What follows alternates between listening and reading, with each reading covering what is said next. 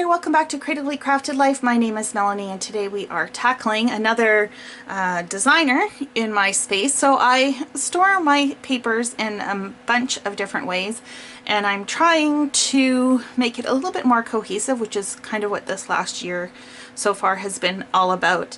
But some designers like Paige Evans, Maggie Holmes, Jen Hadfield, they have a very distinct style to them, and when I think of their papers I immediately think of them. And so if I'm looking for something in that particular style, I would want to be able to go directly to their stuff as opposed to just having them mixed in with my colors, if you will. Their collections tend to be generic for the most part. Every now and then they'll throw in a travel line or something like that, which I will pull out and move with my travel collections.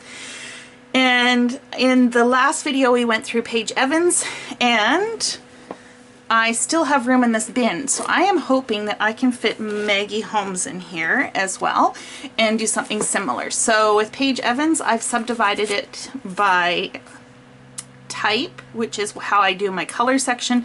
So I have things like cut aparts, kit starters, and then the colors and then backgrounds. Okay, so I don't think I have as much Maggie Holmes as I do Paige Evans, but I am going to pull this all out. All the embellishments are going to go in a separate bin for now. They will go in a die cut sticker binder for the most part, and then we will see what we're dealing with as far as cardstock goes. Okay, I have a 6x8 paper pad. This is I think this was Willow Lane.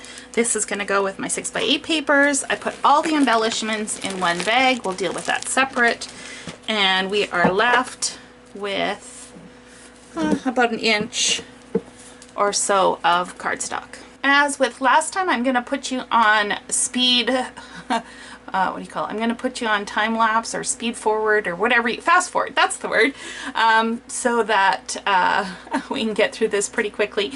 Anything to the left is stuff that I'm going to keep. I will try and put it in some sort of order, namely the sections, which tend to be cut aparts, kit starters, which are multicolored papers, and then color, and then any background. Anything to the right, I will talk about at the end what I'm going to do with that. So let's get started.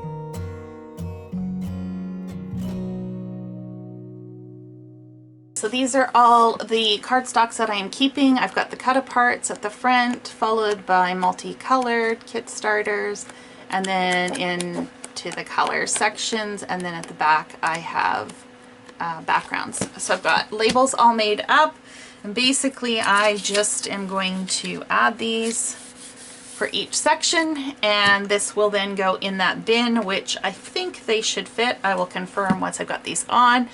I am going to get rid of a few pages.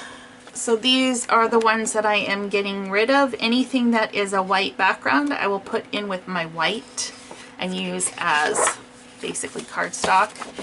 And I have two sheets that I'm moving over to my travel section. I've got this map one and then these black and white cut aparts.